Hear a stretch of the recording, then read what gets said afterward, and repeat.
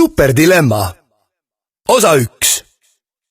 Kujuta ette, sul on 3 eurot ja nüüd pead sa otsustama. Kas lähed võtad täna jälle kohalikust nurgapoest 2 viineripirukat? Need samad, mida sa harjumusest ikka üle päeviti võtnud oled. Sa sööd ühe juba koduteel ära, teise aga pillad oma ukse ees kogemata maha. Sa vaatad nõutult, kurva ilmega, kuidas kohalik tuvikuningas selle noka vahele võtab ning õrnalt naeratades enda omaks teeb. Tema silmist on näha rõõmu. Täna võitis tema, kuid sina, mis on sinul? Tühjus, saiapuru, kuiv suu.